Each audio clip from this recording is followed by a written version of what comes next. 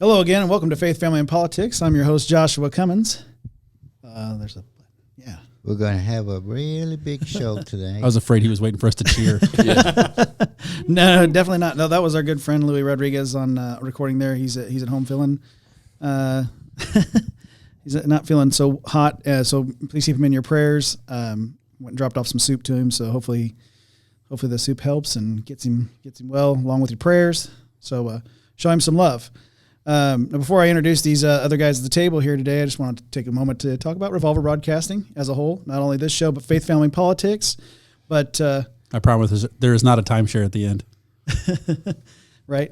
Exactly. It's not like Martha's Vineyard, right? Or Chicago. But we also have, as we heard before, Louis has his show, Rodriguez Rants.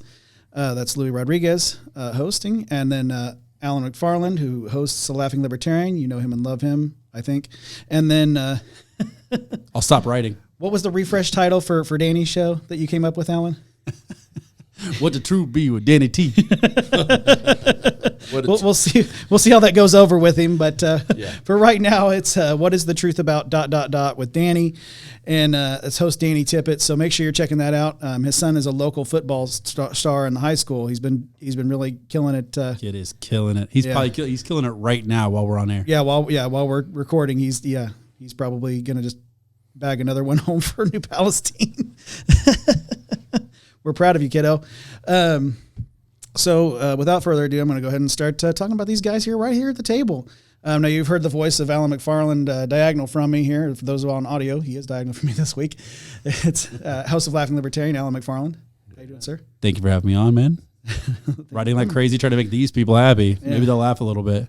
Hopefully. Look out, right? Jack. Yeah.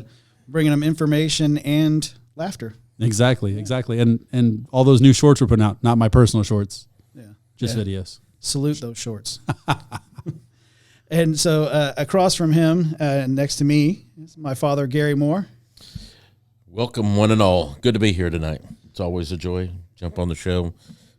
Looking forward to trying to fill the shoes of Louis Rodriguez. I told the host, I said, so does that mean that every now and then I need to talk a little bit Latino, a little New Yorker in there, just so everyone still feels at home? He's like, no, it's not necessary. And I'm like, that's perfectly fine. I'm limited on my New Yorker. Well, probably on the Puerto Rican too, I bet. Yeah, I think. Just say, orale. Orale. That's fast. Gotta be fast. Yes. Puerto Ricans speak fast. And then bringing the message this week, returning, and I'm very happy about this, that hey guys, willing to join us, Mr. Richard Greenfield. Yes, sir. Thank you for coming, sir. You got it. And you've got a title for us and our message this week. I do. Building the walls. Building the walls. Build a wall. Big beautiful wall. Yeah, Build I like it. Building the walls. All right. Weren't we just talking about tearing some down a few weeks ago? Maybe. No. No. It was more about a city and walking around it. Yeah. Where were you? Those walls come crashing down by the grace of God, and that was a beautiful, beautiful thing. When bad walls fall, it is beautiful, but when good walls go up, things take place. It's not racist if you fill in the gaps on a wall. Just to let you know, it's only racist if you're initially building it. But if you're just filling in the gaps, it's not racist. I mean, Nancy Pelosi has a gated community, so they have walls and then they have gates. So there are spots that you can cross. You just have to have the secure code or the authorization from someone within the walls. Well, and the interesting thing about this is, the Great Wall, they filled in the gaps with, whoever died in the spot. So there's that. Yes, it worked for China, and so why can't it work for America too? All right. Absolutely. So it's prayer. Yeah, sure. Let's pray. Lord, thank you for this time together and with faith, family, and politics. And Father, I just ask that you guide us and lead us, and that we can have something useful and knowledgeable that we can give to our public. In Jesus' name, amen. Amen. So. Oh, you want me to go first? Build the walls. Build the walls. Build the walls. Yeah, this is the faith portion. This is your show right now, sir. All right. For the next 20 minutes. Nehemiah was a guy that was asked. He went back to. I almost said bless you. No, that's hate you. I hate you. He doesn't really hate you. It was hate you. Oh, Hate you. I'm sorry. Go ahead. Okay, so let's just read the verse. Nehemiah 4:14. After I looked things over, I stood up and said to the nobles, the officials, and the rest of the people, don't be afraid of them. Remember the Lord your God, who is great and awesome, and fight for your families, your sons and your daughters, and your wives and your homes. And there's a lot of stuff packed into that verse. I mean, right now, Nehemiah is being called of God to rebuild the wall, but the people just aren't quite sure because they keep seeing these mean and awesome people that are going to kill them. Okay, so they have a trowel, and they're pouring out the mud on one side, and they've got a sword in the other. And so, I mean, they're going to be, they could be killed by rebuilding this wall. And one of the things you do to conquer a city is you tear down the wall, and the wall was in ruins. And so when Nehemiah looked at it, he went to Artaxerxes and said, man, I'm having a bad time here. I need to rebuild this wall. And so Artaxerxes let him go. And so they started gathering the people together. But one of the things I want you to look at is the first phrase there says, after I looked things over. Sometimes when we look things over, and this is one of the things we do with faith, family, and politics, is we look things over. What's going on in the world? Okay, so what's happening? What's the reality? What's the truth? What's, is this a bunch of hype? Is this a bunch of false, fake news? What is it? So Nehemiah looked things over and saw the condition that things were in and the enemies that were against God's people. And he said, then I stood up. Well, what are you going to stand for? This is a part of the verse that's saying, I'm going to stand up. But literally he stood up, but he did figuratively also. He stood up and he's going to stand against all of what's going on in this community. And he said, then I said to the nobles, the officials, and the rest of the people. So no matter what level of politics you're in the city, the state, the government, federal government, the world, whatever, he said, and the rest of you says, don't be afraid of them. Don't be afraid of them. Okay. Bottom line, don't be afraid of them. Remember the Lord who is great and awesome, and fight for your families. Now let's back up a little bit. Remember the Lord. Remember the Lord. He is the one that's great and awesome. He's the one that is the creator of the universe. And if he says do something, it's going to get done, right? Right. So there's nothing to be afraid of. And fight for your families, your sons and your daughters and your wives and your homes. That's what we are supposed to do, is fight for our families, fight for our sons, fight for our daughters, fight for our wives and our homes. So that's pretty much it right there. Questions and answers? So going with that, that sounds like a familiar situation right now, like for Border Patrol here in America. Yep. We're trying to stay safe. Yep. And you got a lot of coyotes trying to sex traffic.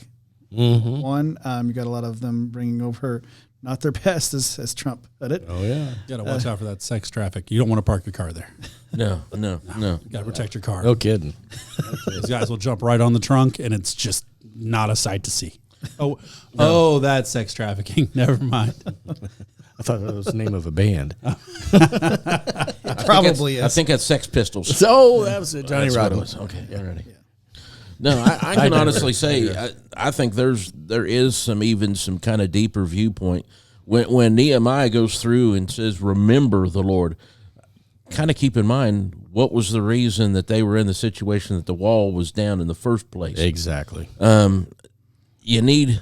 It comes down to parents acting like parents when the kids are little. Mm-hmm. Don't wait till they're in high school and say, "Oh, I need help from the government on taking care of my kids." It's like, no, you take care of your kid when you're raising them and educate them correctly. Scripture says, train up in a child in the way he'll go, and he'll not depart from it. Amen. And the only way that works is if you're doing your job. And unfortunately, the nation of Israel, who was to be the example for the world, couldn't even do that. Right. They'd do it for a little while, then they cried for a king, got a king, and then they couldn't manage to get that stuff right. So they was finally given the king that God liked, and that was David.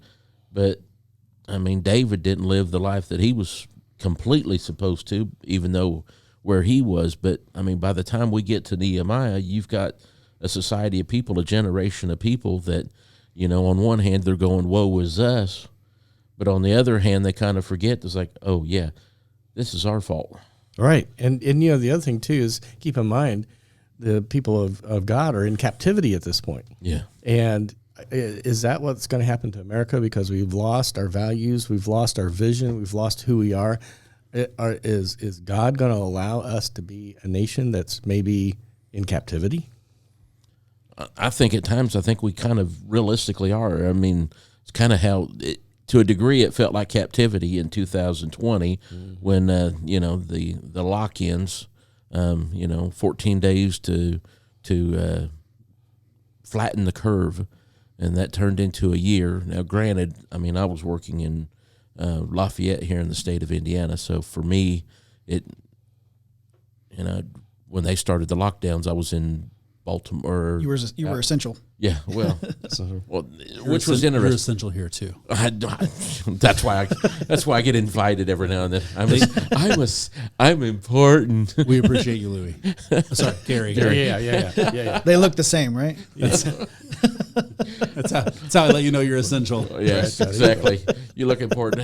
It's that whole notion of there is a line that you need to walk with God. Mm-hmm. And the people were not doing that. And I think kind of partly, and that's kind of the beautiful thing about Scripture. There are certain things that are said and certain things that aren't, because they're not necessarily essential.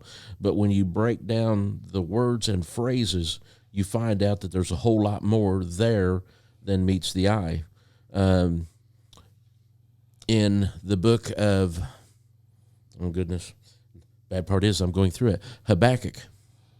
I mean, here is a Good enunciation, by the way. If you hear it in the Hebrew, it's Habakkuk, which was a complete botch. That's kind of scary. That's yeah. pretty kind Let's of go with the close. first. Yes. Got a rag for that. I was gonna say. Wipe that thing off. I think it got wet. I don't think any got on the. No, did okay. All right, I I took got my a little glasses. bit on him. Take my glasses off. It's okay. He asked for the news, not the weather. Everything else But, will wash. Let the man go, guys. But in the end, hey, that's kind of part of the run of the mill.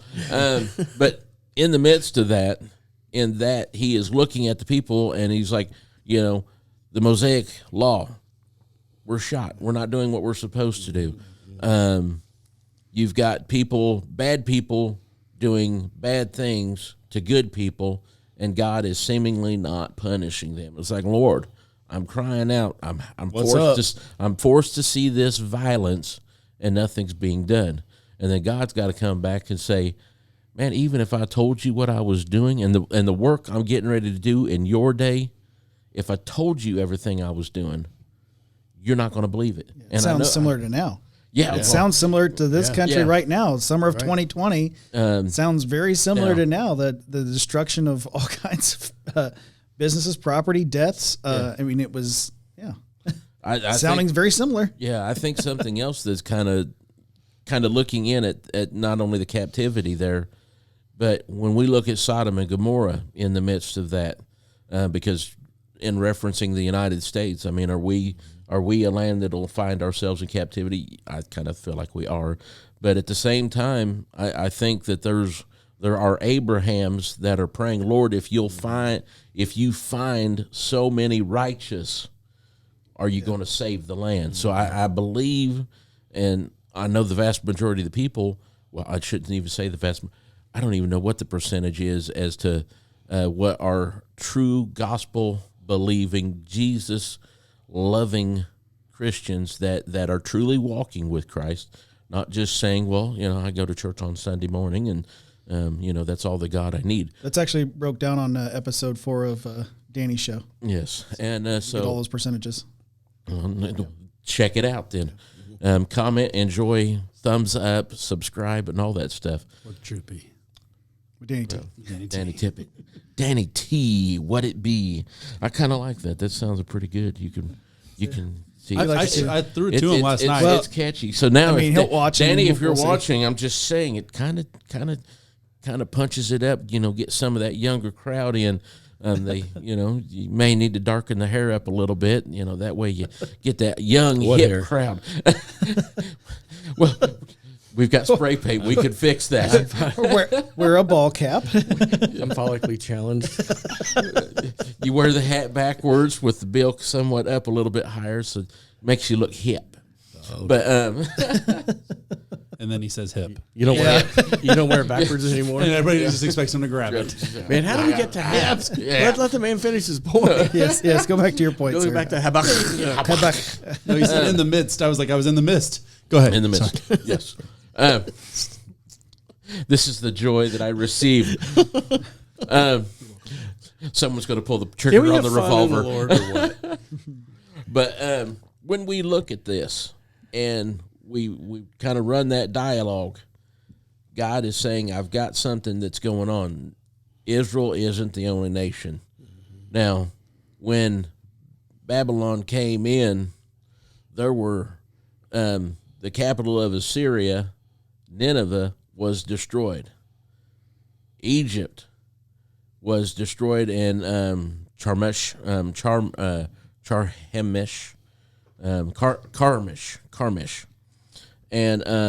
then was kind of coming into the land of Israel and into Judah, and we've already had the northern kingdom has had issue.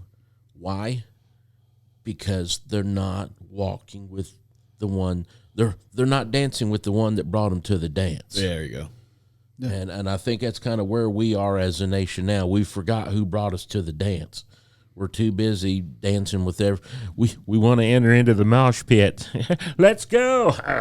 And I'm not for sure why they have a southern accent, but let's work with it. I don't know that was completely a southern accent. You know, one of the things you're saying is so true. General George Washington, during Valley Forge, would walk off into the woods often and pray by himself. And he was out there praying, and a sniper was on him and could have pulled the trigger and killed General Washington. But he heard his prayer, and he said, we've already lost the war. Because he doesn't have any rifling. No. Because of the prayer. No, because of the prayer. The prayer. Yeah, he said, we've already lost the war. Yeah, no. When and this is something you need to realize, when you come to understand who Christ is and what part of your life that He can feel, then whatever comes against you can be defeated, and be defeated so easily. And so many people just kind of forget that, and they get past that. There were kings and kingdoms when Nehemiah's day. They're trying to rebuild this wall. And they're like, how are they going to put those stones back together? I mean, they're rubbish. They're just, the foxes will knock them down. So, I mean, they're already mocking them on building. And but when people come together, truly come together, you can see great things. And when they can fall underneath the banner that Nehemiah has placed, and what that banner is falling under the submission and love of God, things can take place. Because when you go on, they built the wall, and they built the wall in record time. Why? Because, Alan, you're going to build your section of the wall. Richard over here is going to build his section.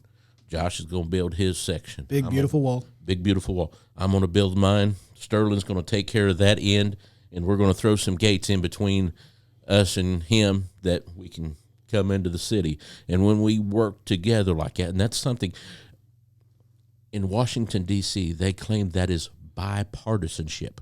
But unfortunately, that bipartisanship is always kind of skewed. Mm-hmm. It's always done with an agenda. It's almost like having a wash.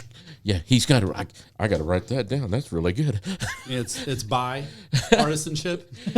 Yes. Oh, yes. True. Okay. Very much so. Nice using the prop for those listening on audio. Yeah. He just offered him about $60. Yeah. Yes. We're going to build new things now. Mm-hmm. Yes, he's cheap. Yeah. And realistically, yeah, for them, they're talking millions of dollars, maybe even into billions of dollars in transactions that take place that the American people don't understand. And I'm not trying to get ahead of the politics thing, but we've got to stay focused. It's very relevant, though. Because that's parallels. That's where we are as a society. we don't know how to work together, and it just feels as though there are avenues of our society that would rather put a label.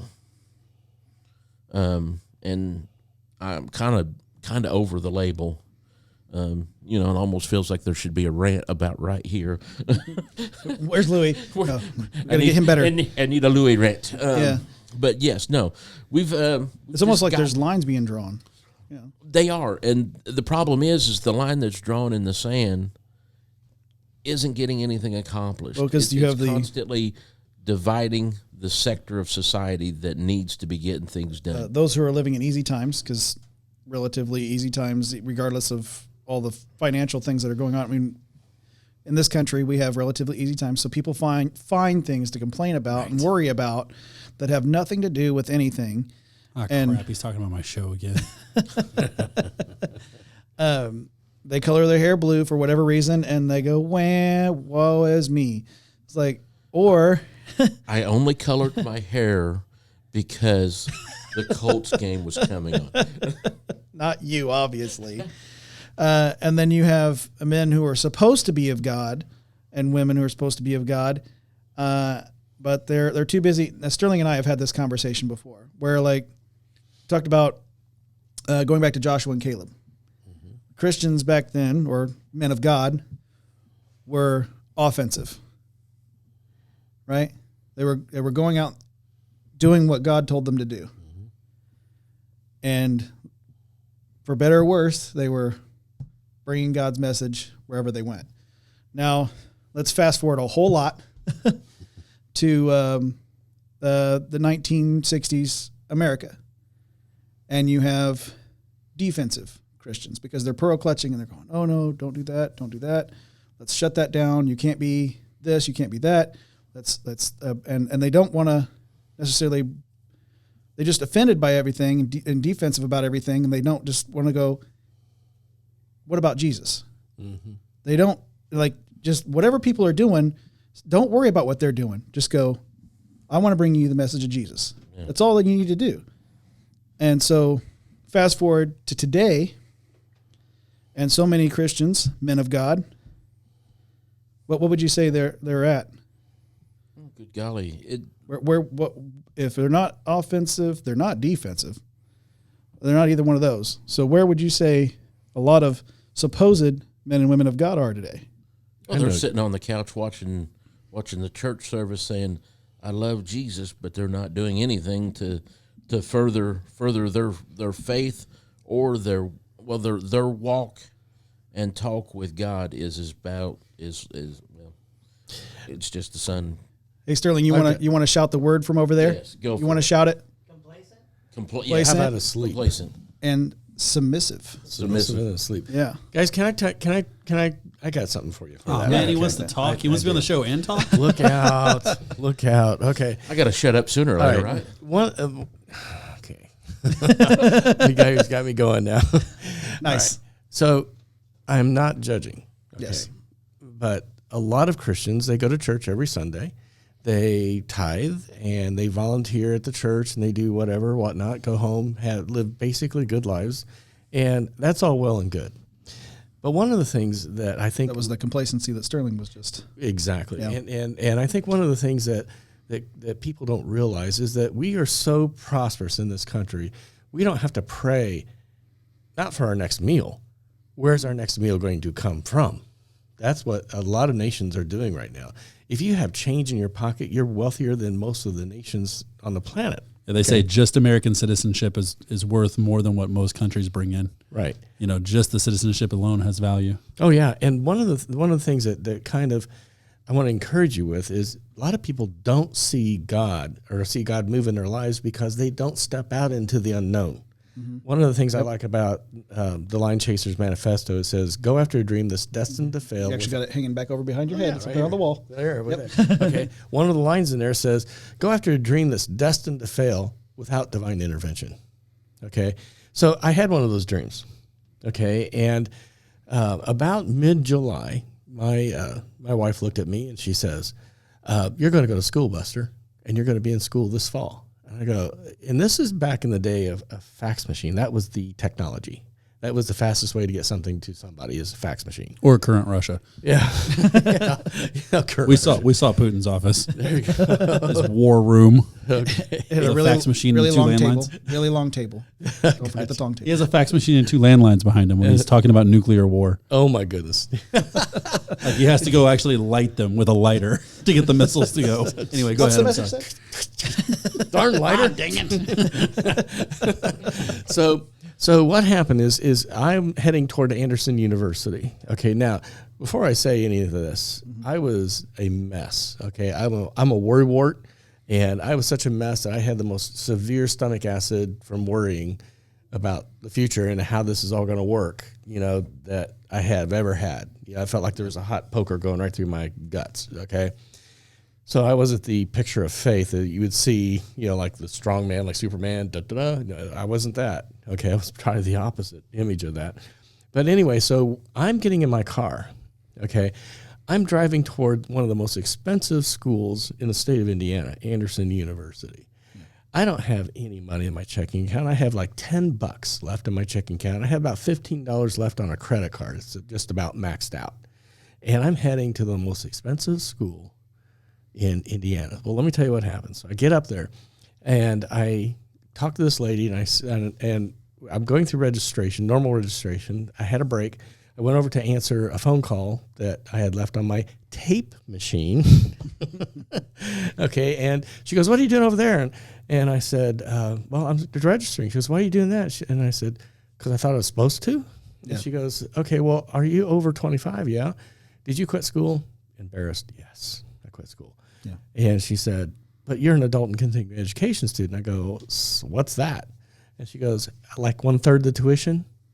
I went, "Oh." So immediately 2/3 of my tuition was paid for. But the problem was I had to pay all my tuition as an adult and continuing education student up front, $1,806. It wasn't there. It wasn't there. No, just 10 of it. So, yeah. And so I went over to financial aid.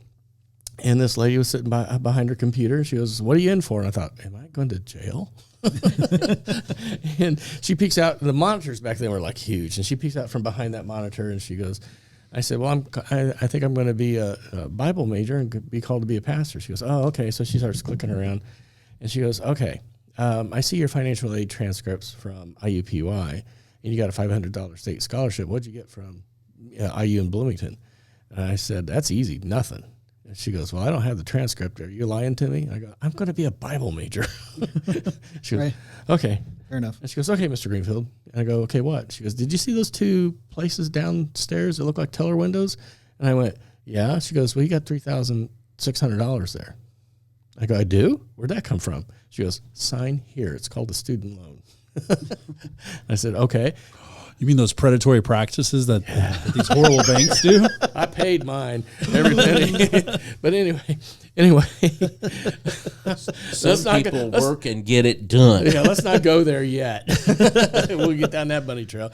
So then I went back over to the registration. She goes, "How did you do that?" And I go, "Lady, that's God." So miracle number 1. So then my wife had been told that we can't get married student housing for a year and a half. So I went over to the lady for a married student housing, and I thought, well, let's give it a shot. And so she turns around and hands me 2 sets of keys. She goes, "Pick out which apartment you want." Oh, I got a choice? And she goes, "Yeah." And so I picked out my apartment. I go, "How do you pay for that?" She goes, "You got a student account?" I go, "Yep."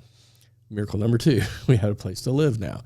Okay, so then I went over to get my books, and the guy sent me over to a different place, which got me a huge discount on it. I go, "How do I pay for these books?" They go, "You got a student account?"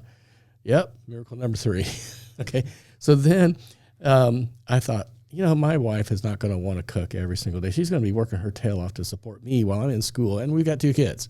Yeah. And so I wanted to get a meal plan that I could take her to the cafeteria, to feed us and the kids. And they said, "Yeah, you can do that." And I said, "Well, how do I pay for that?" She goes, "You got a student account?" I go, "Yep." Miracle number 4. So I am now just reeked with stomach acid. Okay. So I'm in my new apartment with a stack of books, and I'm like, how'd this happen? So I'm driving home, come home to the wife, and I say, "Hey, honey, we had 4 miracles today." I told her the whole story. She goes, "Well, you're wrong." And I go, "Wrong about what?" She goes, "We had 5 miracles." I go, "What do you mean by 5? She goes, "Well, I got to get a job up there." And I go, "Oh, yeah, you got to get a job in Anderson." And she said, "Well, the bank that I work for," which back then was National City Bank, the bank that I work for just bought Anderson Banking Company, and I move up there with a raise. 5 miracles in one day. Guys, you just don't see that kind of stuff if you don't step out into the unknown. They bought that bank a week before, but because it was faxes back and forth, it took a minute. It was. But the thing I want so that was a big setup. Yeah. Like God put all those bricks in motion just for you. Well, it sounds like it. It right? sounds like it. But see, I would have never, if I'd have said this is impossible. It was a little sharp, wasn't it? Oh no, I was saying, are we talking about 2020 with bricks in motion? Yeah. Hey. Sometimes. I'm pretty sure we've seen some of that in 2020, bricks in All motion. right, let me wrap it up, guys. Okay. So had I believed what I saw on paper, had I believed where I was at in my life, I never would have stepped out like that. Never would have done that. Yeah. I stepped out into the unknown, worried to death. Now, keep in mind that courage is action despite the fear. Yeah. And man, did I have the fear, okay? But I stepped out, and I stepped out into the unknown. This is why people aren't excited in Christianity and Christendom across the nation right now, because they don't step out into the unknown and test God. Test God. In other words, Lord, what are you calling me to that's impossible? You know, what am I supposed to do? A great movie that I would suggest y'all see, there's an app called Tubi, T-U-B-I. I suggest that you download that app and then look up Mully, M-U-L-L-Y, and you'll see exactly the same kind of stuff that I'm talking about right now. So just be encouraged to step out into faith, man. That's what the answer is. That's what Nehemiah was doing here. Yeah. And go ahead, Alan. Oh no, I was just waiting for Gary to say, I bet Alan tests God every single day. He's not wrong. That's fair. It's a fair statement. Sorry, go ahead. I can see Jesus looking down at me. He goes, Lord, is that one of ours? Yeah, it is, isn't it? Soon he will come to us. We saved him from the Clintons one time. I thought it was the air conditioning blowing on the curtains. Didn't know she was behind there. The shoe should have been an example. I don't remember that lamp having that kind of a base. What the giveaway was the random person who came in and had to inject her. I knew then. Oh my goodness. Well, we should probably move on. Josh, if you can get your composure over there, we should move on to the next section. Josh. If you can grab your composure, we should move on to the next section. Yeah, going into the family portion. Of course, yeah. So going into the family portion. Nice. Nice to come in strong. Right. Speaking of family. Yeah, so I do like the idea of stepping out in general, stepping out. So I got a bit of a story. Stepping out is so my old neighbor is now my boss. Take you down a little bit of that road. How that happened. The guy that owns the company that I work for in my day job, he used to be my neighbor. So when I first. You don't get paid for this? No, we don't get paid for this. So you need to go to Rumble and download this. Yes. You're getting the look of judgment from Alan right now. We're watching all the subscribers. So watch us. Absolutely. So there was a time where, and I won't say his name because I didn't ask permission to tell the story on him. So there was a time that he was not well. He had a lot of times. There was a time where his stomach was bothering him and things like that. So he couldn't take care of his yard. So believe it or not, from looking at my yard right now, I would not mow only my yard, but I would also mow his yard on a regular basis. He would salt his yard. He'd mow his, then salt the neighbors. Yeah, don't have to worry about the grass anymore. But I did that for a span of about 2 years, both summers, and about that time that I was going to go ahead and turn that back over, he decided he was going to go ahead and sell that house. And him and I had a lot of good conversations. We became very neighborly. We'd talk about our wives and our lives, kind of King of the Hill style. We'd be out by our trash cans talking about our wives, our lives, you know. Mm-hmm.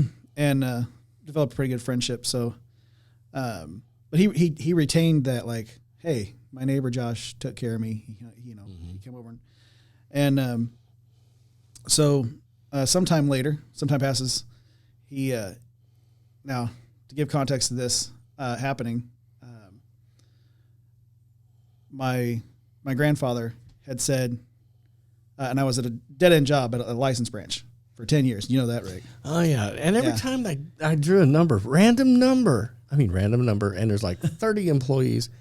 This man always called my number. I finagled the system. If I'm being honest. Oh man, I thought that was just random. Yes, Scott. Oh, no, it was Josh. One third of the time it did work out, but I finagled the system a little bit. It was rigged. And man, would I get in trouble at the license branch? But my grandfather had said, well, "What do you expect to happen? A job to just come knock at your door?" And I was coming home late one night because on Tuesday nights, that was a late night at the license branch. So coming home late, and I get a phone call from my wife, and Laura says, "Hey, you remember our neighbor, so and so?" And I said, "Yeah." Well, he said, "You need to give him a call. He's got something to ask you." So I call him up. I'm almost home, and he goes, "Hey, man, would you like to come in for a job interview?"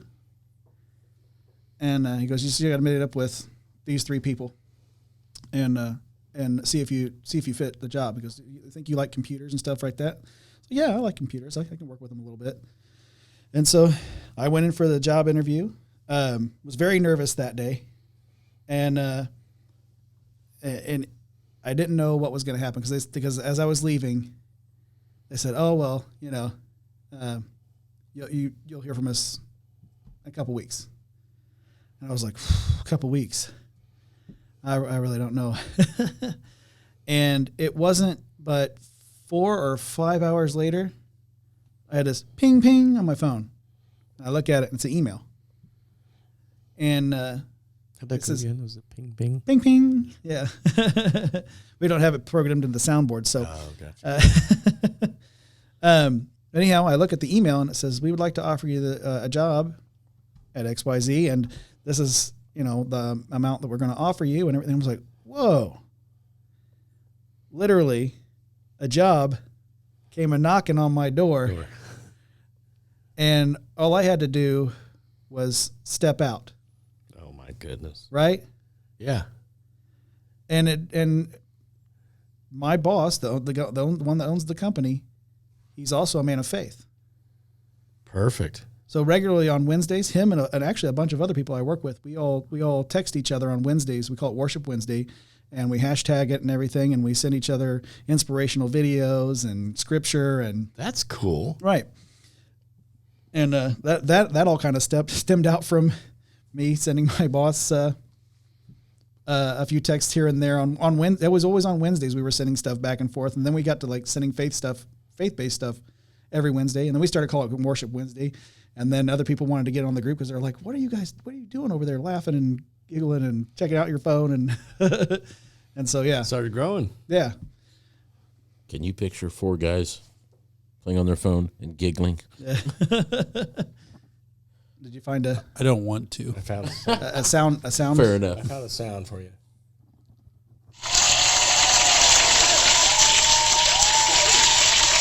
To cheer. we well, I was glad that it wasn't an ad. And now I hear gravel. Oh. Yeah, that's a nice little soundboard you found on your phone there. Yeah, Oh, yeah. we need to get something worked into the soundboard for a ding ding though. Oh, I got one for you. Play it a little further out from the microphone, maybe, so it doesn't burst. That's perfect for Alan. That's fair. How about you, Dad? You got a story about stepping out? Please. Every time I step out, I get run over. Oh, that's the whole thing I was thinking about. Like, No, it's any. Oh, And yes, I am coming after you. Yeah, throw a little bit of kung fu voice in the end. Stepping out. Anytime, I think just about any time I've done anything, it's been stepping out. I went from Kokomo to a job in Indy, and all to provide for us.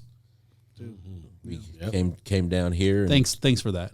I know it. Alan and I would have never met if we hadn't. That means you and I would have never met, Gary. What? What? You did this to yourself, Gary. Believe me, you're not the only one I met of Josh's friends. I'm sorry. To very southernly put it, bless their hearts. No, it's there was a good group of kids, and I think I'll use that as the best term for them. We're adults now, Gary. Yes. I think some of yins have grown out of the way that yins were. That's a matter of opinion. Which is a good, it's a subjective thing. Yeah, subjective, very much so. But in all honesty, I think there were times that I had to be knocked down, and it was when I was getting up. That's when a lot of times I was stepping out, because I was basically just kind of, because any time I was never where God wanted me, He'd always managed to. He would send something in my path that would send me down a different road, and you know. So Jesus took the wheel. Well, he took the wheel. Kind of at times, it just felt like the devil kind of took the wheel, crashed us, and God said, "Well, you wouldn't have been in the car if you'd been listening to me."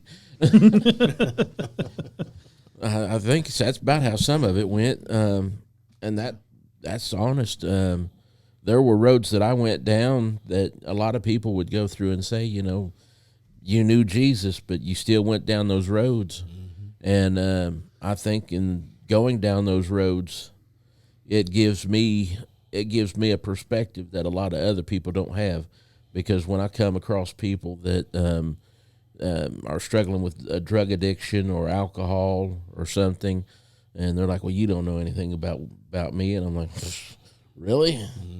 You know, I could burn through liquor faster than a match in some cases. So there's part of my life that, thank the Lord, you know, a good woman come into my life and had 2 beautiful kids. That was a definite step of faith, because when you're... You hear that, Alan? I was beautiful once. I know. I looked up at the lighting and went, whoosh. Whoosh.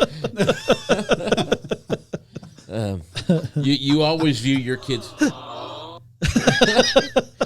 you always... He's taking your job from you, Sterling. Oh, no. Sterling's like, that's perfectly fine. I want to just sit back and laugh at these guys. Me back there on the soundboard. But, yeah... but the challenges that in life, you were a challenge too, Josh. Yeah, I'm still a challenge. Oddly enough, part of his challenge was the individuals he was around. Never mind, Josh. Alan. I want that stricken from the record. You got to remember, it was one of the guys he'd hang out with was who he was riding bicycles with when he got hit by a van. Oh, I don't know. Got hit by a van? Yeah, Yeah, he got hit minivan. by a van. It was a Dodge. You didn't dodge it? I didn't get out of the way. He it was a couldn't full-size dodge van it. when it hit him, and it was a minivan afterwards. Yeah. If you can dodge a wrench, you can dodge a ball.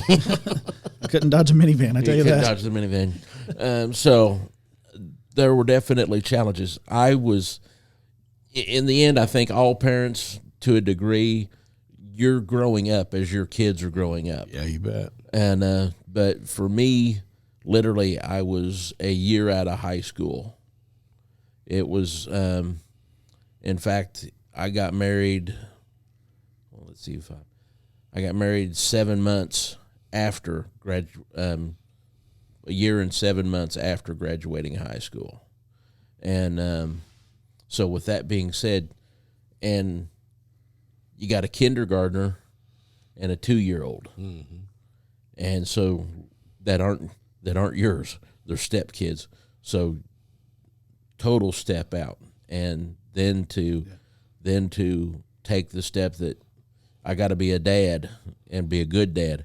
And you know, I had good examples around me of what that should look like. I won't say they were perfect at it. They were still growing up and figuring stuff out, and they still had their wild sides. I know how you kept Josh in line. Yeah.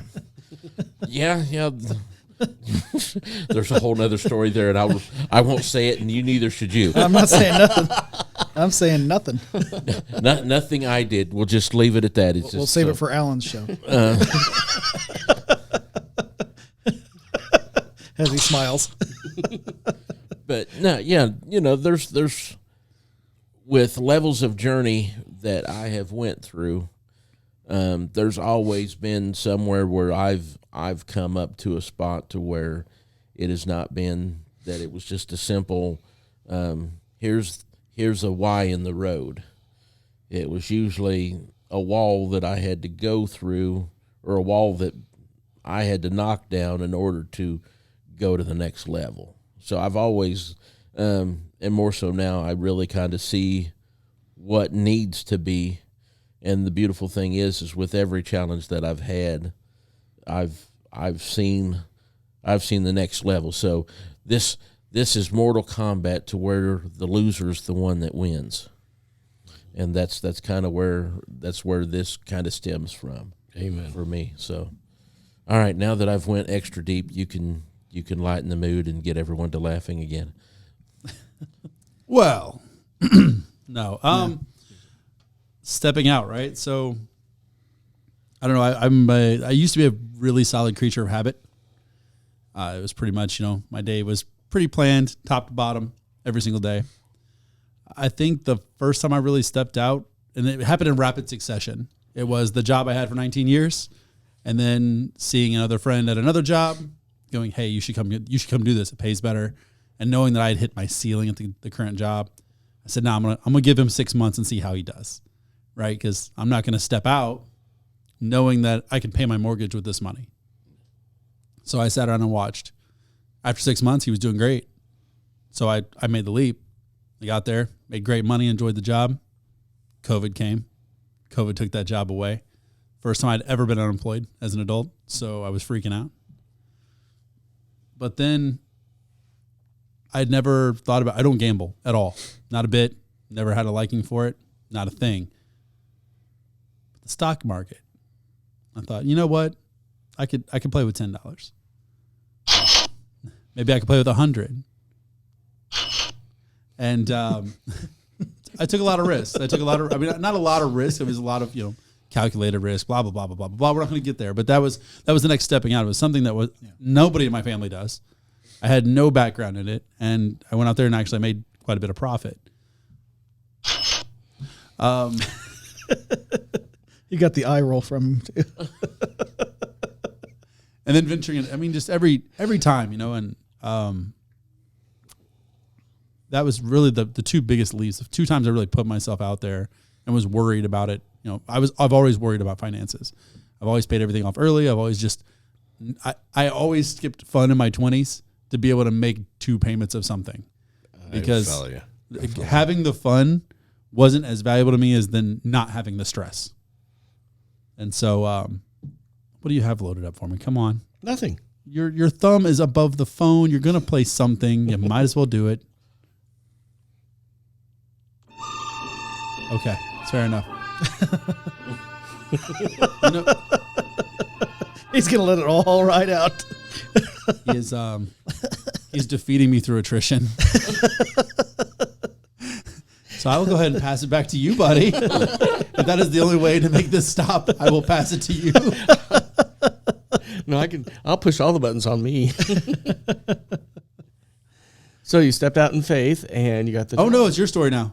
Oh, no, it's not my story. Your story. He was just retouching base. I'm just fluffing your story up. Okay. I appreciate it. I'm putting all the special stuff on it. It's like a My Pillow. I'm putting the pinstripes on it.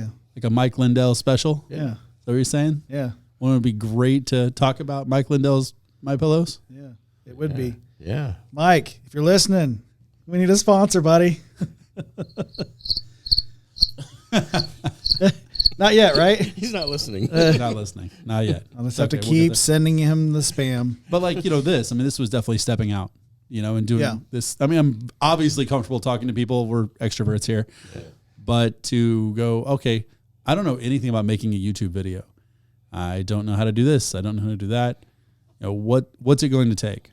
And then beyond that, I mean, I think about losing your private life.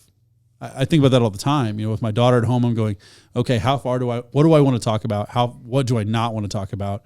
How do I keep things sacred in my life and not share too much? Or how do I not become a person who, I wouldn't say panders, but how do I not become a person of the people, sort of, like, oh, hey, they want this. Well, hey, I'm going to keep giving them this. And so I think that's one thing that. So in other words, you don't want to be a family of females that just seemingly everyone needs to keep up with? No, none of them. And not a single one of them. I can appreciate that. Yeah, they have more plastic in their front room than I have anywhere in my life. Or you can hit somebody with your car and start wearing a dress. He did it. I heard it though. But yeah, I mean, everything. This is all stepping out and hoping it works. And that's where we are today. Yeah, stepping out, waiting for those 100,000, those 1,000 subscribers. 1,000 subscribers and 1,000 hours of view time, also, or no, 3,000. I got 1,000. I got 1,000 hours. I got 1,000. People watch. They just don't want to watch next week. No, all too often when Alan and I are here in the studio, we're taping his show. He gets to be the guinea pig for a lot of. Well, it's usually so. That is the funny thing. Like I come in and I go, Josh, I want to do this. And then, Josh has never said, no, we don't, I don't really care. He goes, let me figure it out. Let me do some research. And so it's actually been pretty fun. I feel kind of bad because I always come in, I'm like, hey, I saw this. I think it's cool.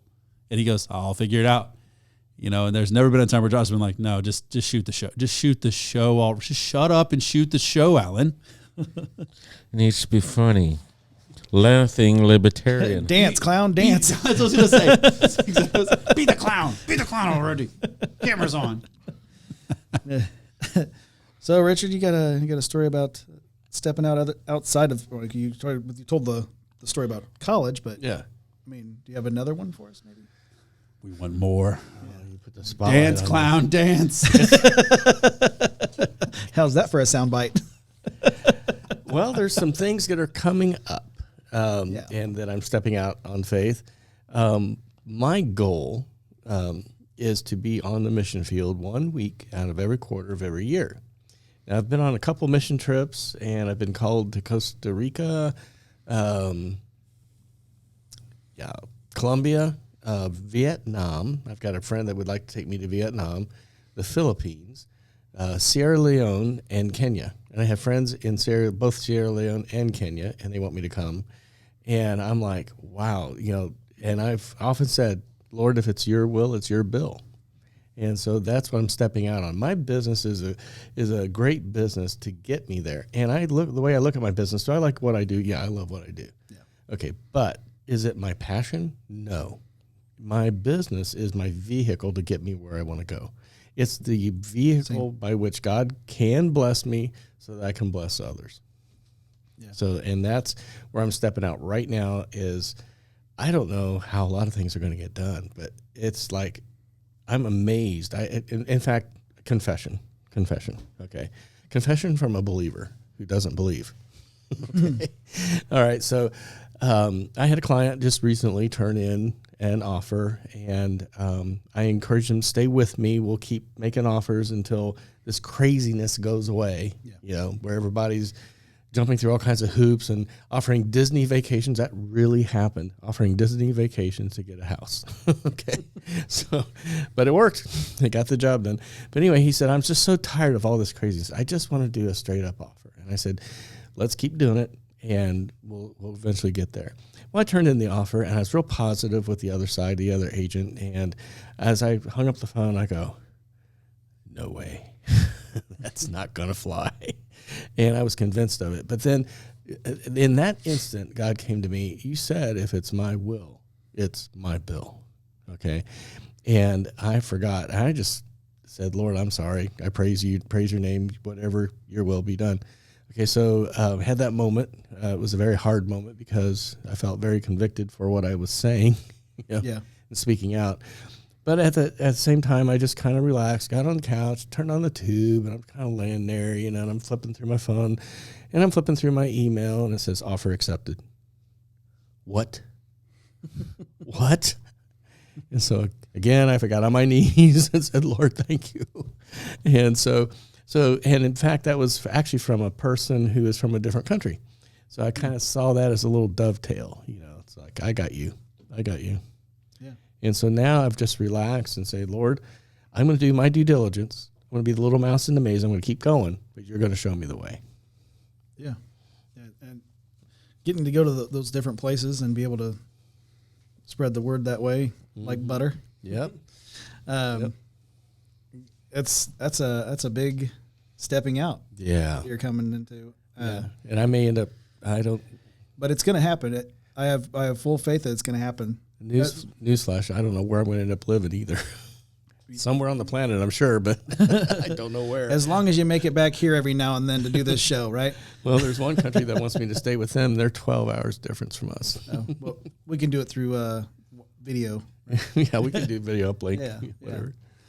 But that I have full faith that that's gonna come through just Thank fine. you, And it's things like that. Well, things like this show, like because we were early stages, and it was just like Sterling and I talking in my backyard about the concept, and then I get talking with Louie, reconnect with Alan, and then it was just like, boom. It all started coming together, didn't it?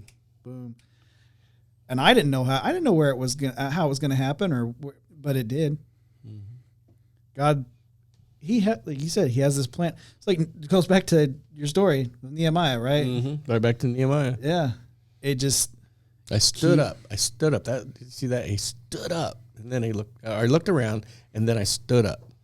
So he gathered all the facts, and he stood up and said, "You don't see this like God sees it. God's going to make this happen. Fight for your families. Exactly. Fight for your homes. Fight for your sons and daughters." Go right back to being like Joshua and Caleb, and being those offensive men of faith, men and women of faith, again, where we're bringing the message. And we're not just bringing it in this studio, it's going out, and other people, hopefully not just in the United States, but in other countries, get to hear it and get to know the Lord.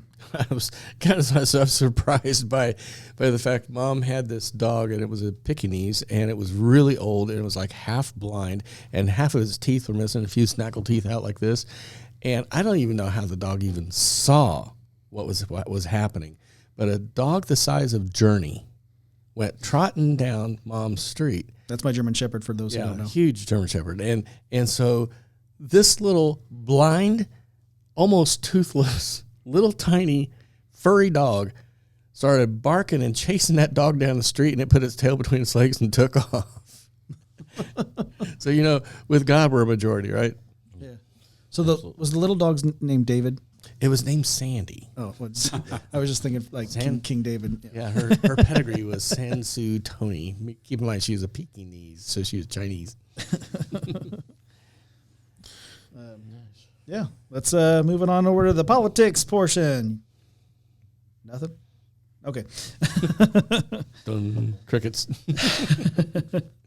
All right, so first story coming this week comes from Red State. CNN can't stop using Florida's destructive Hurricane Ian to push climate politics. What? Right? CNN is taking the never let a crisis go to waste motto way too seriously, as it cannot stop using Hurricane Ian to push climate change narratives. As Red State reported earlier, Don Lemon actually tried to get the director of the NOAA to say that climate change was the cause of the hurricane's intensity. No, Lemon. No. Bad Lemon. Very bad lemon. He felt that squeeze. You're not making lemonade with that one. No. To which the director embarrassingly shut him down. Now CNN anchor Bill Weir is also attempting to say that global warming is exactly what's to blame for Ian. During her report, Weir was standing out in the middle of a field in the rain and wind, repeatedly pressed that this was a climate issue. He reported that this community had been devastated by Hurricane Charlie, and that's when he began banging on the climate change drum. He began talking about how these people had learned a lesson about living on the coast in the midst of a rapidly warming planet, and as a result, climate precautions were put in place. He Rapidly warming. Alrighty. yeah, not like in the 70s when it was heading towards another ice age. True. Yeah. Very true. That's the climate change right there. We were heading towards an ice age in the 70s, and then it was warming. Yeah, it's been warming for a while now. Hey, don't worry. We're going to run out of oil for like 4 decades, and now we're just worried about burning it because now it's going to destroy the earth. He ended with one more push for the climate change narrative. Quote, "This is exactly what climate scientists have been warning about for a long time, and now we get to see it up close."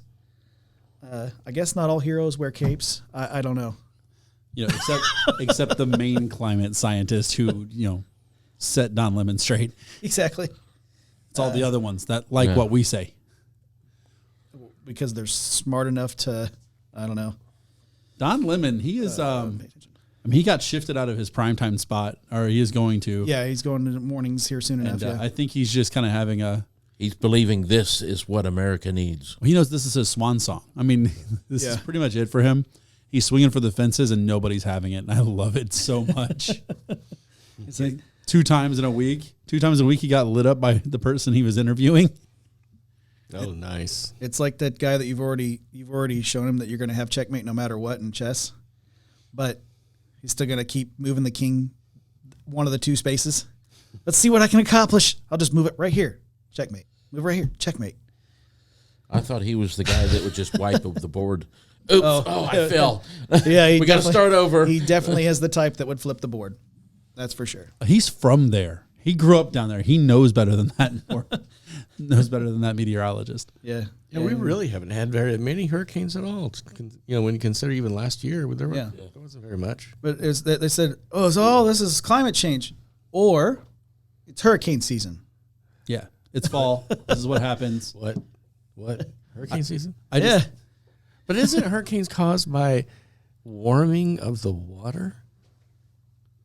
Warming of the water? Yeah. Yeah, well, see, warming of the water is going to happen regardless. It happens every season. It does. And that climate changes naturally as a progression throughout the year because you have low pressure systems, high pressure systems, right? Yes. The other thing to note, too, is hurricanes are named starting by the alphabet. Mm-hmm. We're at I? Yeah. Yeah. What about the other guys? What about all those other storms? What happened to them? Did you on now? I don't recall. Were they screaming climate change when Katrina came through? Oh, I don't remember. No, they were screaming at the Army Corps of Engineers for building a city in a bowl. Not knowing what a dike Why was. did the United States let us drown? Because you're a toilet bowl. I'm sorry, New Orleans. For all your beauty, you're still a toilet bowl. You were warned, you were told, and you done nothing. Did you watch the back and forth of Don Lemon though? I watched some of it. Yes, I just love how it's, hey, climate change, right? And he's like, well, we can talk about climate change, but I really want to talk about what's going on right now. Okay. Well, you said you'd talk about climate change, so climate change, right? Well, I wouldn't say climate change is responsible for one. You can't look at one occurrence and say it's climate change. That's kind of a broad study you'll have to do. yeah. Well, I'm from that area. I grew up in that area, so I can just tell you that hurricanes have gotten worse. Oh, Don Lemon, look at you, specialist and all. Thank you, sir. Yeah. Thanks for talking over the meteorologist. Yeah, the guy that went to school to tell you what the weather. Okay, was how long ago was Katrina? I don't know. So It's been a Let's while. Google that. I don't know how much I trust 2000 Google. was They it might 4? gaslight listen, us. at this It point was in like time, 18 years, 17, 18 years. It happened been a long time. before New Orleans went against Peyton Manning and the Colts, and they called that a David and Goliath football game. The Indianapolis Colts was listed as Goliath. 2005. Okay, so 2005. So here we have a Category 5 going through Cuba. And it technically, did it was it a Category 5 when it hit? It came up short. It came up short. So it was like Category 4. It was 2 miles per hour off. And then I don't think it was even Category 5 I don't minus. know how far inland Right. it came before it dropped to a By Orlando, it was down to a tropical storm, but it was moving at like 7 or 9 miles per hour. It was just grinding. So Very slow. and not taking anything away from this storm, but just stating, okay, so one that did $12.5 billion worth of damage, 1,800. You can Google it, and it's there. According to Google, 1,800 fatalities for Katrina. How many are dead? That I don't know, but they're going to have a much higher dollar figure because of inflation. Yeah, touche. This was the most. and that's the richer part of the country. This is the most destructive hurricane in history Have you ever seen the price of homes in Naples? because of inflation. Yikes! I can't put a home in my navel. Thank you. Or Tampa. Well, I saw like a $2.6 million sports car. They had a video of it floating down the street. The guy just bought it. Oh my goodness! You kidding? I just wanted to swim with the sharks. That's fair. That's I fair. mean, they was showing them. Were the sharks going down the street? Yes, actually, they got video of one attacking something. Benny Johnson was showing a video of one that was he was going after something. I don't know what it was, but he was inland and he was going to town on something. You thought it was Biden?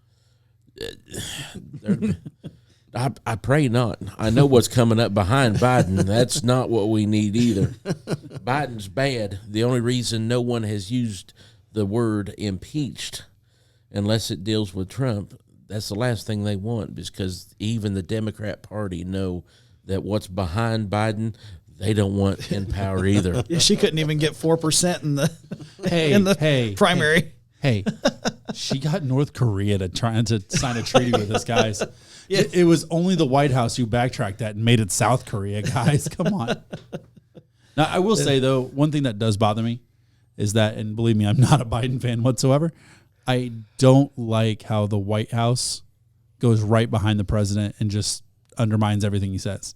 He says, we're standing with Taiwan. They're like, whoa, no, we're going to uphold our agreements with China. He says, this. And they're like, no. And I'm like, you know what? He's your boss. At the end of the day, he's your boss. You can't undermine the president. I don't care if you like him. I don't care how much. Yeah. I don't care how we feel about him. At the end of the day, when he makes a statement, you have to stand behind it. Otherwise, he looks bad, even worse. Even worse. And see, that's, once again, we come back to the division. How can you build a wall? You got to have unity. Mm-hmm. And he is not progressing that agenda. There's no unity. The White House is not even pushing that. So in the end, we've got, come on, let's see here. They sat across the table from us and was dogging us about how we treat Americans in Alaska. Or at the meeting at the summit in Alaska, year back, 2 years ago? Yeah, about 2 years. And I think before we went total woke. And then woke is lost woke. Woke is woke of woke. Does that make sense? It's a one-upping whenever someone is woke. Now, when we talk about Joe Biden, the reason they're always going against what he says is because he's self-admittedly a gaffe machine. And proof of that comes this week from New York Intelligencer. Joe Biden asks about the whereabouts of Congresswoman who died. At the White House conference on nutrition and hunger in America on Wednesday, President Joe Biden looked for Representative Jackie Walorski. That name probably sounds familiar to you. Especially if you live in Indiana. An advocate for the issue during her time in office. Quote, Jackie, where are you? Biden asked. Quote, where's Jackie? She was going to be here. But Walorski was not in attendance because in August, the Indiana Republican and two of her aides were killed in a head-on collision on a highway outside of South Bend. As tragic as that was. Which should have been able to have been prevented by the highway czar, Buttigieg. Wait a minute. I know what really went wrong there. You see, the the road had buckled unexpectedly because of global warming. I'm just saying. Global warming. Oh, it was that climate There it change. is, the climate change. Yeah, Climate change killed Jackie Walorski. I don't know. yeah. Yeah. You're probably right about that. I kind of would have thought they would have blamed it on Trump. No, not Trump. I saw a channel the other day had exclusive video where she actually was there and he was talking to her. Oh yeah, it was over on the Laughing Libertarian. Oh, that's right. It was my show, wasn't it? Shameless. Not a shameless plug at all. But he talks to her. She's right there in her little white sheet and everything. So is that who he's reaching to shake hands with every time he puts his hand out? Yeah, there's several of them. Yeah, there's several of those. But interestingly enough, Bless his heart. just a month ago was when that incident had happened, and the White House, particularly Joe Biden, issued an official statement. And He must have forgot he made the statement. yeah, and so if you actually go over the Laughing Libertarian and check out that short, we have the first paragraph of that statement being read off by Mr. Alan McFarland. So I suggest you go check that out.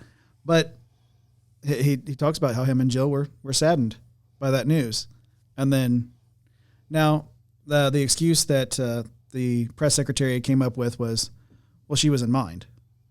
Because she was an advocate for health and education. That was her biggest issues, that she was always striving to help out in health and education. Fair enough. But you issued a statement of mourning to her and her family. So why do you think she would be there after that? Well, now that meeting was pre-set up. So the speech may have been pre-set up. And then there were lines that didn't get deleted. Teleprompter's problem. Wait Yes, a minute. He reads exactly what the teleprompter says. That didn't work well for the anchorman. No, definitely not. No. And when it starts to really sound bad, the teleprompter is off. Yeah. Come with me, Joe. It's time for nappy nap. Try as your he bottle. might. Yeah, because during the red light speech, if you actually catch the end of the red light speech, he comes back, grabs the microphone, and tries to say something. They've turned that sucker off. What that I thought was kind of interesting was, I'd have to look up the exact quote, but Barack Obama was quoted saying, and I'm paraphrasing, something along the lines of that he wished he had a third term where not everyone was staring at him and he could get things done. Yeah. And it kind of feels that way, because old Joe can just be the scapegoat. I mean, everything can just collapse on him, and who cares? We're just going to move on, but all of these things are going to get done. Yeah. I constantly think about that.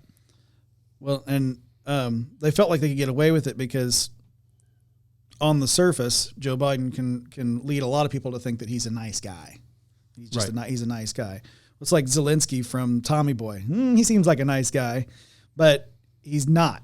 He's not a nice guy, and he's shown that time and time again now, and especially in that red light speech that we've talked about a few times on this show since it happened, because he just told half the country, "Hey, you're extremist threats."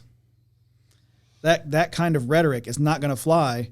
So when he talks about not being able to work with MAGA Republicans or anybody who supports Donald Trump, well, supposed his half of the country, a lot of them are going, wait a minute here. Did you say red light? Oh, good Lord. This is a warning. This show has derailed. Protect yourself. Get to high ground. Here comes the hurricane. What's even sadder is I know that that's from Star Trek. But that just completely derailed my thought here. Sorry, buddy. You can clobber me Which is later. also partly a fault that Joe Biden has. He gets easily derailed. Red light speech. So the red light speech, and so he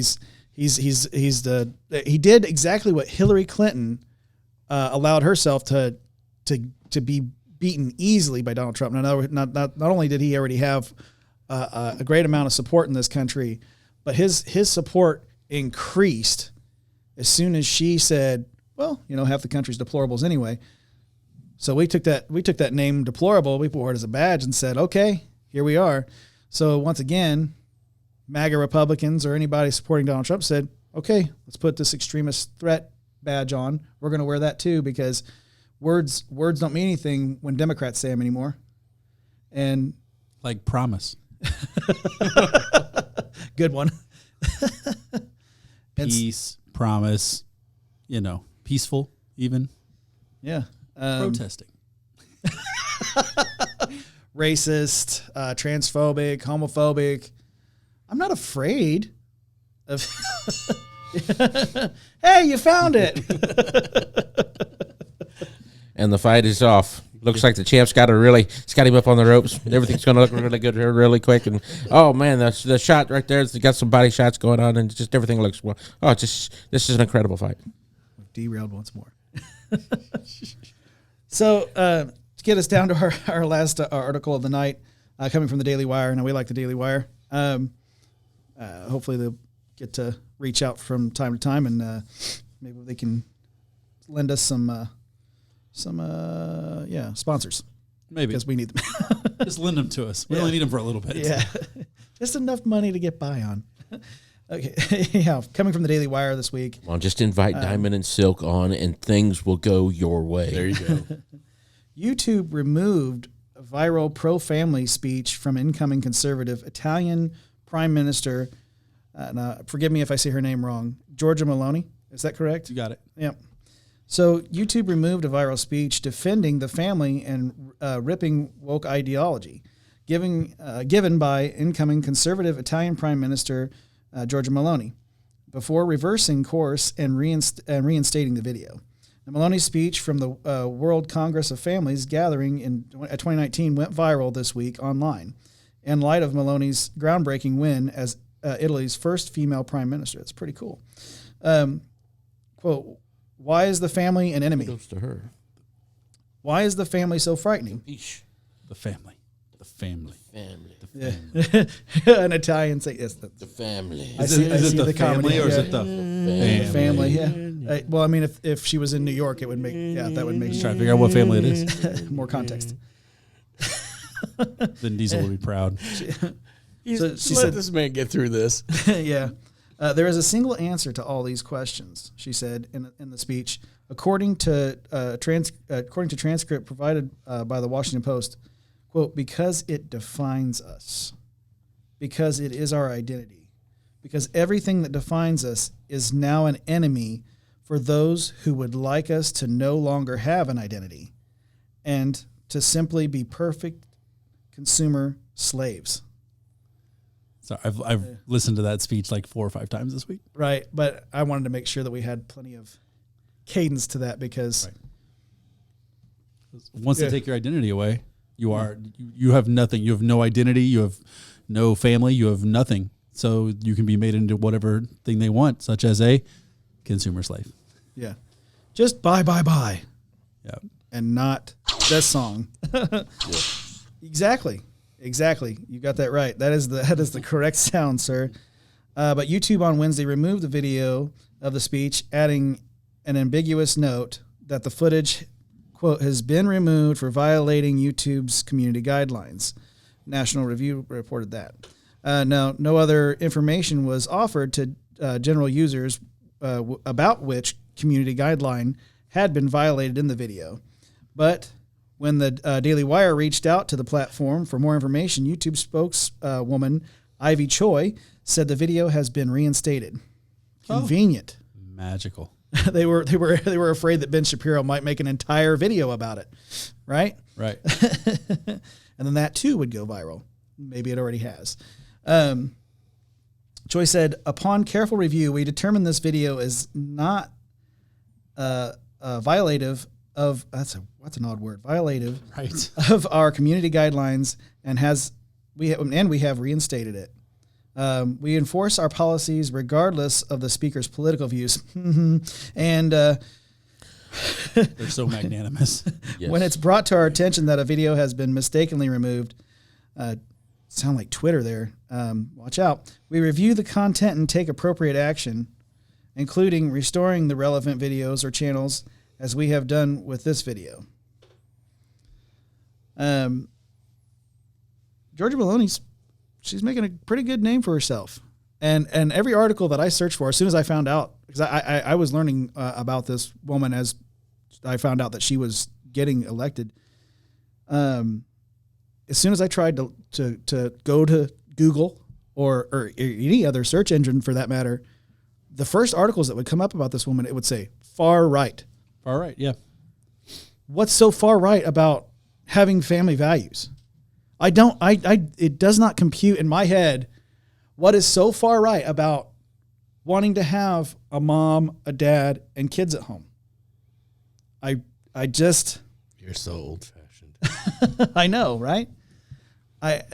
Dude, this is the modern family, not Little House on the Prairie. Get with the program. I've seen Ed O'Neill, but he was funnier back in the day. He had really good actors around him. He did.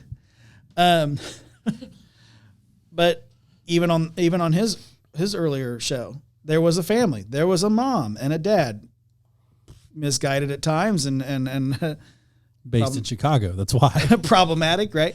But they always came together. They had mom, dad, and kids, and that's a value that America is losing rapidly. It's going away faster than your paycheck. It's going away faster than I don't even know what to compare it to. Bad statements by Kamala Harris. Yeah, it seems a little funny how quickly the video of her declaring North Korea as an ally is really difficult to find now. Right. Yeah, it's like, and just the simple fact that the White House was like, we're going to strike north out of that and make it south. There we go. It's right now. It never was said that way. Thanks, China. Thanks, Russia. Yeah. You know what I'm saying? Like, that's something China does. That's something Russia does. Like, this never happened. Yeah. Let's gaslight America. They'll never know. Yeah, talk about gaslighting. Wow. They're too busy eating their Doritos and watching their Game of Thrones to notice. Right, and that's the majority. That's unfortunately when they talk about the majority, they talk about the split between MAGA Republicans, and they talk about the split between us and then like Democrats, or mainstream Republicans. Even there's supposed to be a split there. We're trying to split up everybody into all these little groups. Most of America is too distracted. They if they haven't caught this show yet or something like it, they don't know. They really have believed this lie that was said the way they covered it up to be.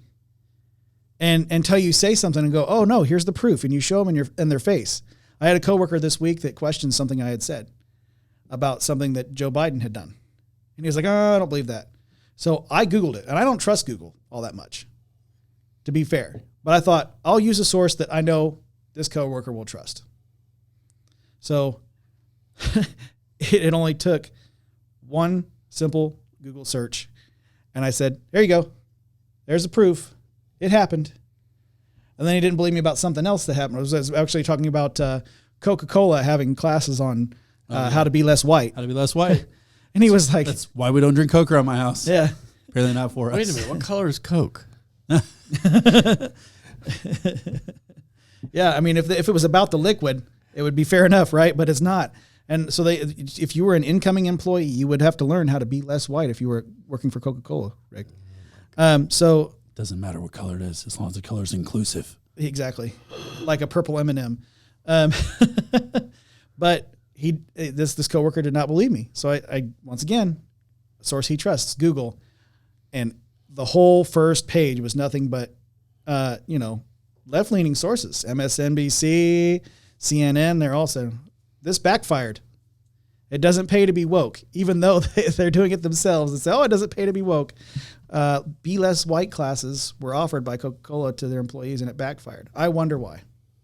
Because most of America, regardless if they're paying attention or not, doesn't want to hear this crap. Right. They want to have their mom, their dad, and their kids. That's what they're worried about. And that keeps getting pushed aside. Yeah. They're not going to teach Ebonics again, are they? No, there's actually an entire dictionary for that now. Yeah. Yeah. You know, they had an Ebonics beauty contest, and each state got to put a representative in, but one state refused. Idaho.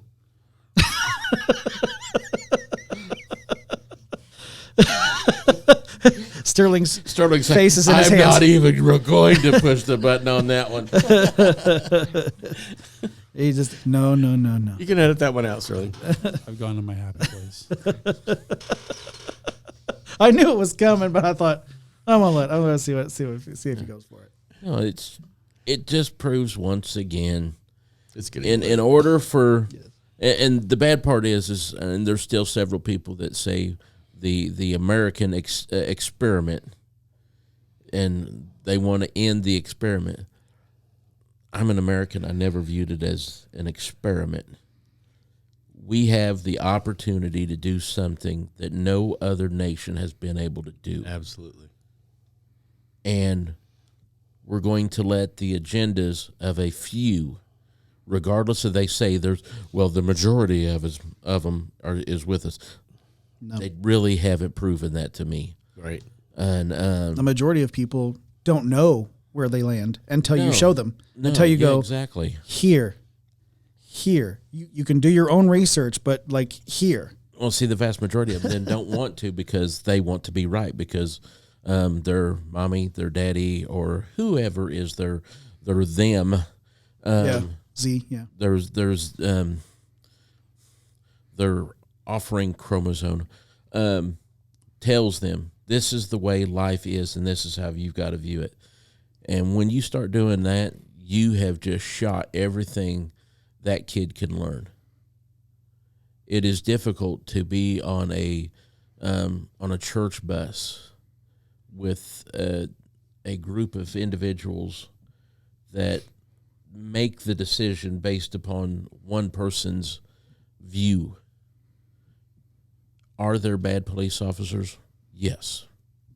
There's also bad politicians. We're not running them to jail. We're not running. That's a place where majority is happening. Yeah, no, completely. There has to be a point. People have to look, listen, and engage in a fashion of openness. Mm-hmm. I've got individuals that literally the simple aspect of the First Amendment, and there was 2 or 3 people I asked that question to. They didn't know what the First Amendment was. What? Dead serious. This blew my mind. I'm sounds like "You're we've got a kidding man me." on the street coming up, Alan. Oh my gosh! Yes, please. Yes. So we've What's got an amendment? Yeah, completely. And The first 3 are all about guns in my book. it kind of falls back to the whole notion of separation of church and state. They want to push CRT, and I know we're running close on time. I know we're kind of. We can bump out a little extension if we need to. You're making a good point. With that being said, well, we're not pushing it. We are pushing it. What are you really trying to push? Well, listen, this school district is who's taking care of your child. And we're going to teach them the way we need to teach them. That way they're getting the education they deserve because they have rights. They have rights. And the problem is, it's like, well, wait a minute. So the parents don't have rights. Then you allowed the parent or handful of people, literally a handful of people, because actually I believe there was realistically only one person, an atheist, that said prayer needs to be removed from school. And the lawsuit that led to it being removed from schools started with one person. Mm-hmm. So Sounds like let's getting just it keep that in mind. reinstated could start with one person. Yes. So when people will work the way they need to and stand for the things that need to be stood for, we can get rid of the stupid stuff. The propaganda, we can get it kicked out of the media because it's real simple to fix the media. If you stop watching or you start sending them emails and say, listen, I don't want your propaganda. I want the news. I live in Indiana. I want Indiana information. If there is information that I need to know that is U.S. related or world related, give that to me. Give me the news. Mm-hmm.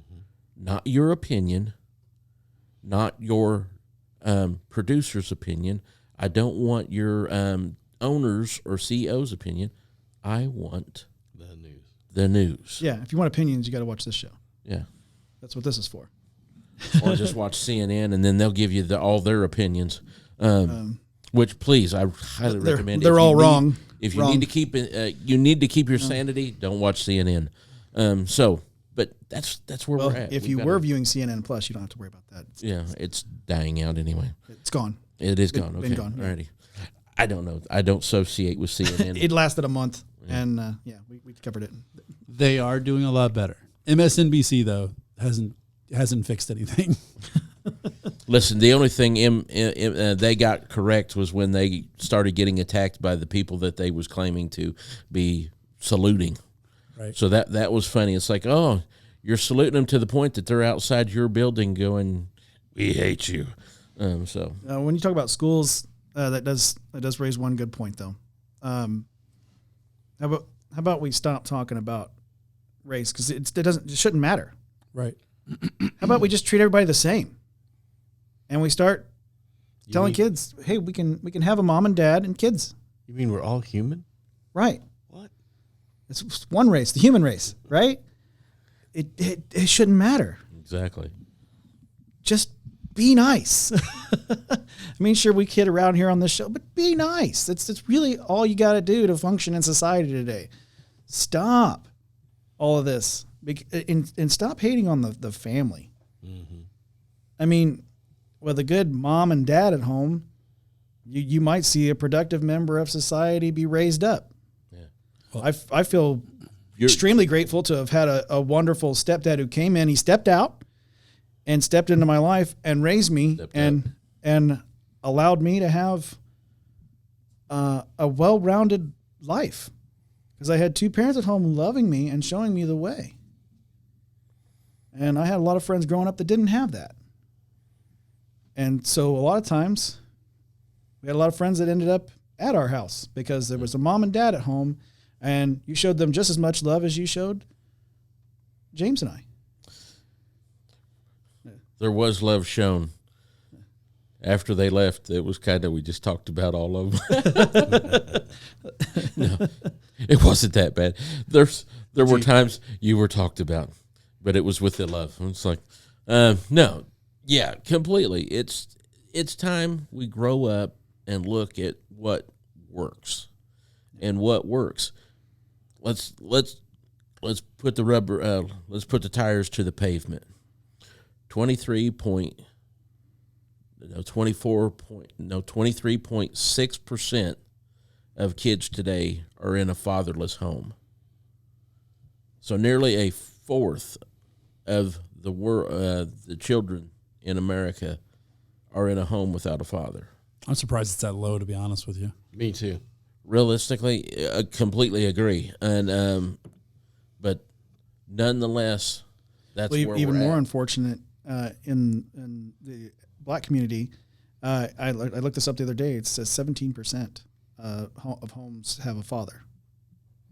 So 83%. That does not. Wow.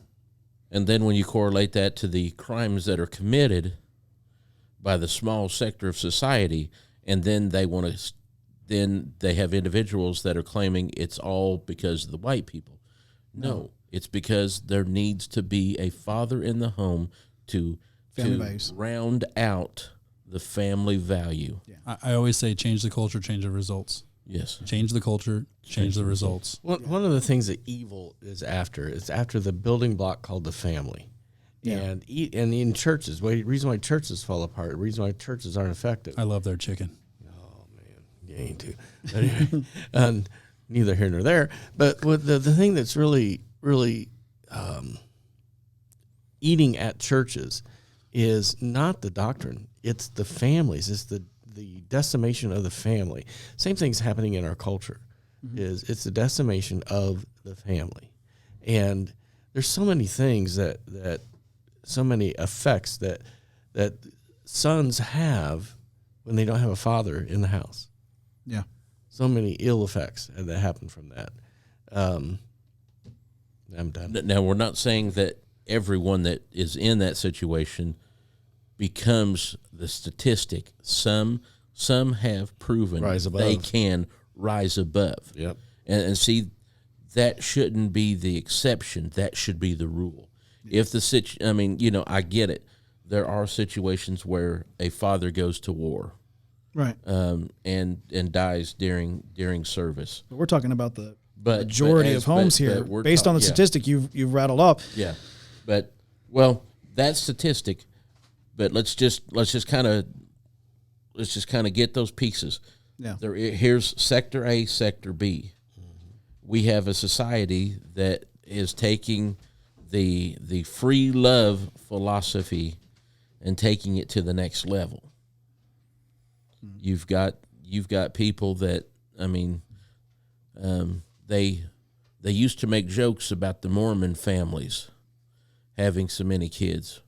Well, now you got people that have several kids, and I don't know everything about Nick Cannon. I just know that he's at number 10 now, and but he's also had how many wives?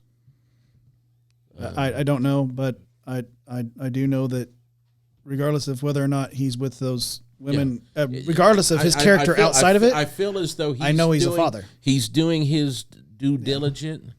And I think that's the crux of what you're getting to is if you're a father and you have any means at all to step up and step out, be part of their lives. Maybe you don't have the money to help financially support them. Maybe you don't. Because I've had many good friends of mine that they just did not have the financial means, but you can be there. Mm-hmm. You could show up to the ball game or the, you can check in make memories, teach lessons, check in on the grades. If you have a day job, maybe if it's possible, take them to the job for a day and show them what you do. My dad couldn't pay for really anything at all, but he gave me a ton of skills. Right. So, that really was time with him and something I could use later. You made me look up some stats, and I'm just kind of go over a few of them. Yeah. Real quick. Okay, I know time's getting of the essence right now, but 2021 U.S. Census Bureau revealed that 18.4 million children live in fatherless households.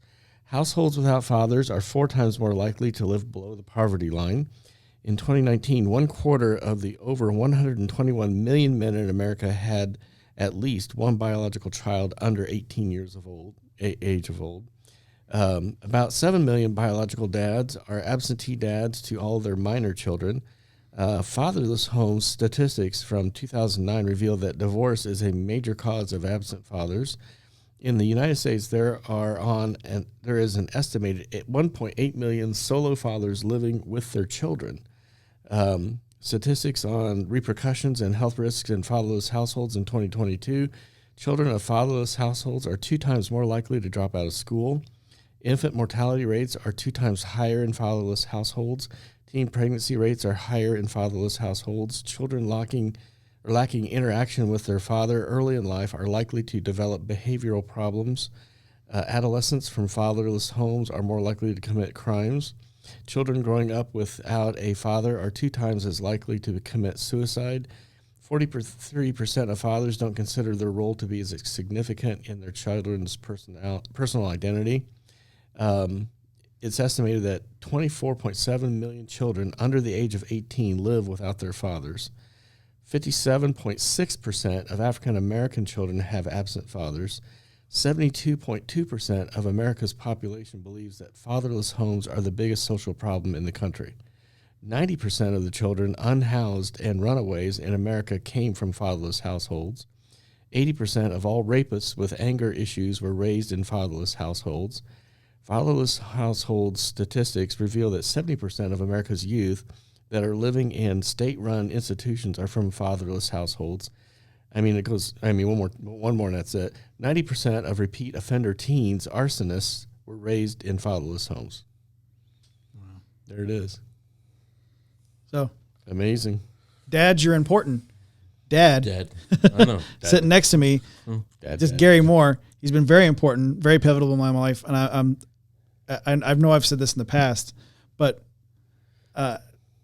if there was more men out there like you, Dad, if there was more men out there like Alan's dad, if there was more men out there like Richard's father. Yep. Uh, Let's hear for dads. Yes.